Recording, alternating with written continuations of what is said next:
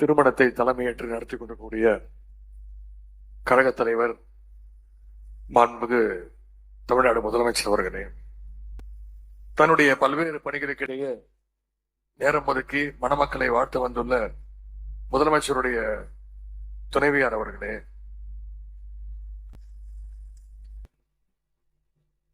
கழகத்துடைய சட்டத்துறை செயலாளர் நம்முடைய மாநிலங்களவை உறுப்பினர் அண்ணன் என்ஆர் இளங்கோ அவருடைய அன்பு மகள் தங்கை ராகவி, சகோதரர் சச்சிந்தர் இணையருடைய திருமண விழாவில் பங்கேற்று உங்களோடு சேர்ந்து மணமக்களை வாழ்த்துவதில் நான் மிகுந்த மகிழ்ச்சி அடைகின்றேன். இங்கே பல பேருக்கு தெரிந்திருக்கும், இது ஒரு காதல் திருமணம்.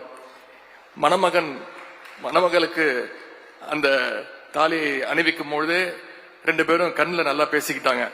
என்ன, நான் சொன்னதை செஞ்சு காட்ட பாத்திரியா அப்படின்னு மணமகள் கேட்க, மணமகனும் ஆமா நான் நல்லா மாட்டிக்கிட்டேன் அப்படின்னு மணமகன் சொல்வதும் எனக்கு கேட்டுச்சு. எனவே இது காதல் திருமணம். அதிக அவங்களுக்கு அறிவுரை கூற, அட்வைஸ் கூற நான் விரும்பவில்லை.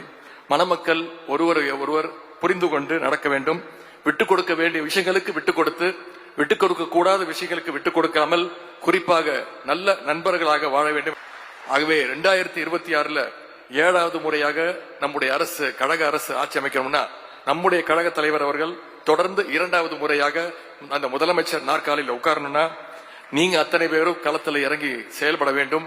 அந்த உறுதிமொழியை இன்றைக்கு இந்த திருமண விழாவில் ஏற்போம் என்று கூறிக்கொண்டு, எனக்கு இந்த திருமண விழாவில் கலந்து கொண்டதில் எனக்கு சற்று கூடுதல் மகிழ்ச்சி. இந்த வாய்ப்புக்கு நன்றி கூறி விடைபெறுகின்றேன். நன்றி, வணக்கம்.